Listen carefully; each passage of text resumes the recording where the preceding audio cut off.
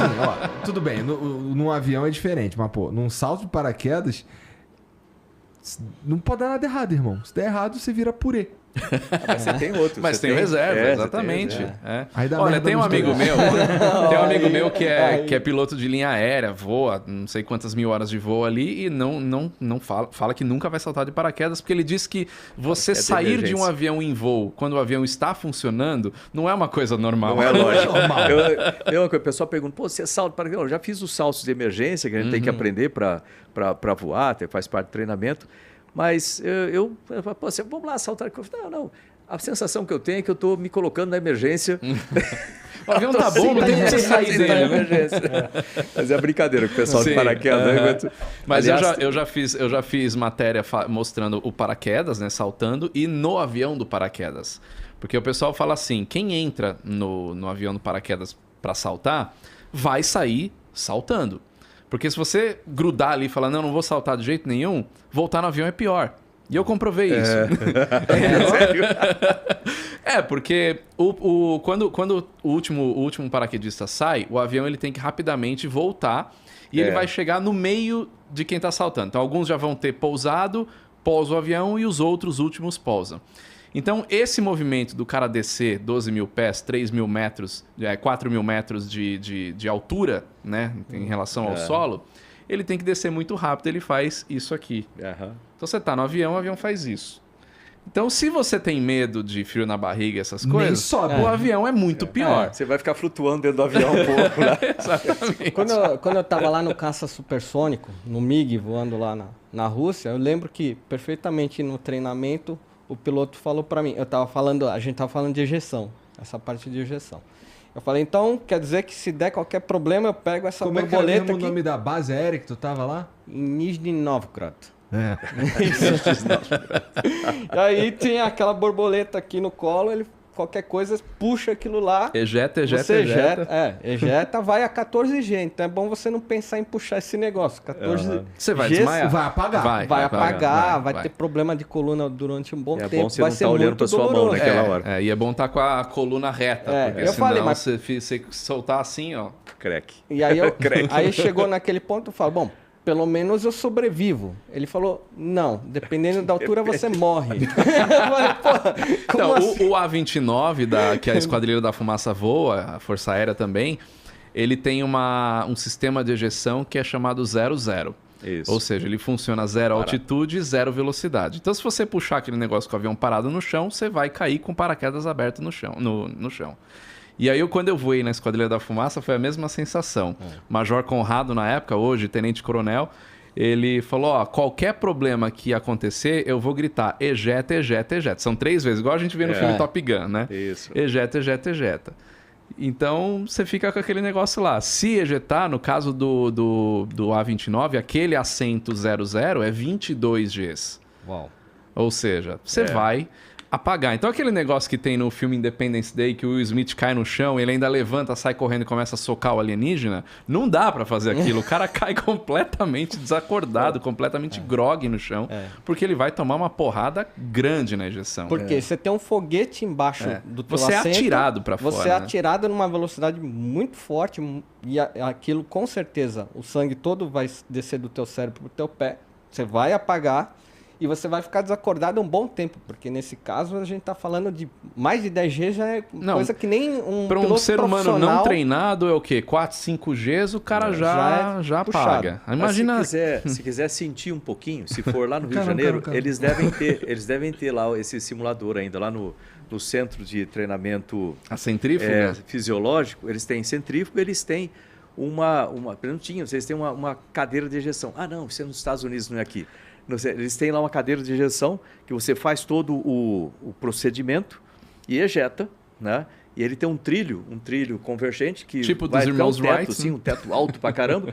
Então a cadeira sai com você e para ali, né? É pneumática nesse caso, ele não é jato. Essas cadeiras, elas têm na parte de trás dela um tubo. E esse tubo tem geralmente 3 cargas em telescópio, assim, tanto que quando ejeta fica um varão assim no avião, né? Já aconteceu de um piloto ejetar e o outro trazer o avião para pousar. No Brasil, inclusive. No Brasil, com um T-27 lá atrás.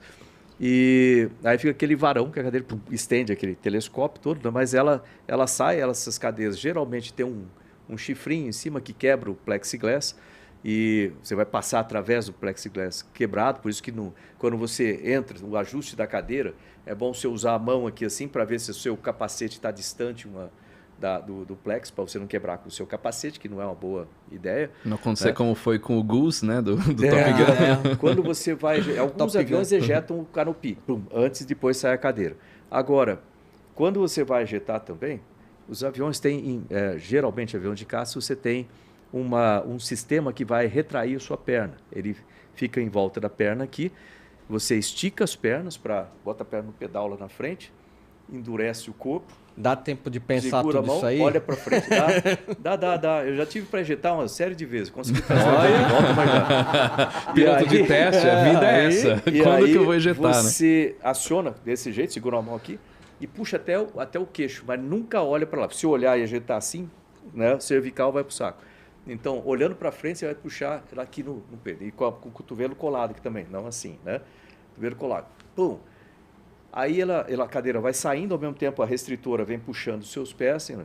Se tiver com a restritora frouxa ou não tiver com restritora, o seu pé pode bater no painel e ficar uma parte do seu Sua pé perna não fica. é bom também. Então, ou seja, a ejeção é um negócio crítico. E dependendo da posição que você ejetar reto nivelado, ótimo, né? Com uma certa velocidade, a cadeira sai, aquela velocidade puxa. Logo depois, quando abre o paraquedas, você já abre para uma situação melhor. Por isso que tem cadeira que é 0,90, por exemplo, 90 de velocidade, ejeta, pum, você consegue sair. Agora, se você ejetar para baixo, óbvio que não é uma boa situação. Ou com o avião caindo numa certa razão de descida, também aquela razão de descida vai se transferir para a sua cadeira. Lembrar que a velocidade vai ser transferida para lá. Também, então tem uma série de restrições com as cadeiras. Antigamente, eu voei F-5B, tinha uns Martin Baker antiga, daquela que você ejetava de lado aqui, né? E aquelas eram muito mais restritas. Depois melhorou muito essas cadeiras. A Martin Baker que usa para A29, hoje em dia é muito melhor do que aquelas antigas. Mas é uma última alternativa que você tem, né, para sair do avião em situações críticas. Eu já tive em situação que eu falei, eu vou ejetar, não vou ejetar, e você acaba recuperando. Né? Deu pane no avião. O que aconteceu para tu entrar nessa? Não, na mais crítica de todas. Deixa eu contar uma delas aqui, que essa aí realmente eu saí depois da adrenalina, dói joelho, dói tudo, depois que você sai daquela situação de altíssima adrenalina. A gente estava voando em Vitória, né? Decolamos de Vitória, lá no Espírito Santo, 2 aviões Chavante, né? Decolamos de lá, era uma missão a baixa altura, em que eu estava como instrutor, o aluno estava na frente, o líder era o comandante do esquadrão, que era o coronel Paulo César naquela época. Aí decolamos, ficamos a baixa altura, com um tanque subalar embaixo, pesado, decolamos com 3.500 libras, né? Um avião pesadão. E decola, no meio, quando estava aquela ilha ali, Rio Novo, sei lá, um pouco mais para frente lá, perto de Guarapari ali, né, indo para o sul, ele comandou cobertura. Cobertura você pode movimentar num cone de 60 graus aqui, o líder faz o que ele quiser na frente, você acompanha aqui em cima. Tá? Aí a gente estava em linha de frente, aí ele comandou cobertura, e eu lá tranquilo, aluno você sempre tem que estar preparado para o que o cara vai fazer de última hora. Eu lá, assim, vendo pela paisagem, assim, né? Vou tranquilo, aquela coisa. De repente eu ouço lá, cobertura. Aí o cara fez assim, pegou o avião daqui, para cair na posição de 60 graus aqui atrás, ele puxou, até aí tudo bem, puxou o nariz. Com o avião pesado, o que você faz? Você inclina para continuar a ver o líder lá embaixo, o líder começa a fazer curva para onde ele quiser, no caso ele começou para cá, e aí você só reverte a curva aqui, só você puxar você já atrasou. Atrasou e já cai nos 60 graus e começa a acompanhar lá atrás. Esse era o esperado. Até o narigão para cima, tá normal. Só que em vez de fazer isso, ele tentou fazer uma de Top Gun, né? Ele tentou fazer um tunô atrás. Só que com o avião pesado, ele não levantou o nariz suficiente e ficou com o nariz embaixo. Que avião que era? Chavante, com um subalar embaixo, pesado. Aí ficou assim, mar aqui, né? Não gostei daquela situação, né? E começou, ou seja, a gente ia dar água desse jeito aqui. Aí eu lá de trás, né? O instrutor, tá comigo, né? Tá comigo, pega lá. Uma vez que você conhece bem o avião, você sabe usar os comandos dele no limite, vamos dizer assim, até fora do limite. Então, peguei lá, pé a fundo, né, para completar o giro no pé, né? Pé a fundo, pau, ele começou a girar, a gente saiu assim, né? A água, eu preparo para ejetar, mas a situação de ejetar ali é ruim, ia dar água, porque com razão de descida baixa a gente ia morrer naquele jeito lá. Aí eu segura e vem o avião tremendo, aí joga um flap no avião fora da velocidade, mas ajuda a dar uma levantada no meio assim. Aí pô, flap, ele veio, segura, tudo direito, passamos com a água, deu quase para levantar o pé para passar em cima da água ali, né? Recuperamos. Mas naquele lá eu tive assim para ejetar, né? Não ejetei porque aí que vem conhecimento. Você vai falar, porra, se eu ejetar nessa situação, eu posso morrer. Aqui eu vou morrer. Né? Aqui talvez tivesse até alguma chance ainda, mas assim, né? Girar, eu tinha que ganhar uma razão de subida ou estabilizar a razão de descida. Comeu o fígado do aluno quando voltou. Rapaz, a hora que isso foi, recuperou o líder, sumiu, né? Depois se encontra lá com o líder de novo. Aí começa a dar aquela dor no joelho da adrenalina. Pô, tá contigo aí, tá contigo. Aí ele, porra, não, vai, continua a voar, chega lá nele. Aí você tem que ter calma. Mas você ainda deixou ele Sim, claro, continuar com o manche, claro, continuar na missão e depois pousamos lá. Eu ia falar, tira a mão daqui. Aliás, uma coisa interessante. Se é civil, posa. Quem já voou comigo tem uma coisa interessante, que no chão, eu tenho meu jeito de ser, tô sempre rindo, aquela coisa. Quando entra para voar, o pessoal fala assim, caramba, parece que baixa um outro espírito, você transforma, você fica, pô, sério e frio pra caramba. O pessoal fala, pô, você parece que não tem emoção em voo. Lógico que tem, mas com treinamento você acaba desenvolvendo isso. E é muito sério essa brincadeira aí, meu irmão. Tem que saber fazer na moral. Não, e tudo isso que ele está falando é em questão de segundos, essas aí decisões que eu escrevi todas. Esse tempo todo, mas a gente está falando aqui, aqui recupera e sai, né? Quem vê de fora, vê aquela manobra esdrúxula ali, né? A recuperação. A gente chama de tunô tatu, que não é bom. Manobra esdrúxula. Ia ser um tatu na água, acho que não ia ser nem tatu. Eu já tive fogo em voo, já tive sistema hidráulico, chavante de todo o sistema hidráulico, explodiu o acumulador hidráulico atrás. Eu tive todo tipo de coisa, assim, fogo no solo, né? Um monte de situação de parafuso invertido lá no CTA com um T-27 Esse fazendo é um avião ensaio. bem velho. O Chavante ele é antigo, já não voa mais, né? T-27 é um avião da década de 80, né, da Embraer, né? Feito com parceria com a Armac, né? É uma empresa muito italiana, no Brasil, né? um avião bom, assim, sabe? Mas ele deu a vida, vamos dizer assim, já teve o tempo de vida. T-27 lá, fazendo ensaio também em São José dos Campos, esse também foi interessante, porque o avião estava com sensores, né, vamos dizer assim, ele estava todo equipado. Eu estava fazendo testes com carga simétrica, justamente para fumaça, para lançadores de fumaça da Esquadrilha da Fumaça. Então eu voei com 2, voei com 1 de um lado, 1 do outro, tal. Eu tinha que fazer uma série de parafusos, inclusive parafuso invertido e depois uma série de G positivo, G negativo. São voos bem tranquilos esses de testes, tá vendo? Que é coisa leve. Parafusos, imagina que Piloto de teste, tem muitos por aí. Esse parafuso invertido, o que você faz? Né? Você imagina o seguinte, aqui está o avião, né? A posição normal. Um parafuso normal, o que você faz? Você chega para T-27, vamos supor, chega lá uns 18 mil pés, né? Levanta, reduz o motor, quando chegar ali uns 110, 100, 90, ele vai começar a entrar no pré-stall, que a gente chama, ele começa a tremer, aí você comanda pé a fundo, né? Manche para cá, ele vai fazer isso aqui, né? A partir daí ele começa a girar desse jeito, começa a cair assim, e depois você recuperar é praticamente um comando oposto disso, centraliza e tal.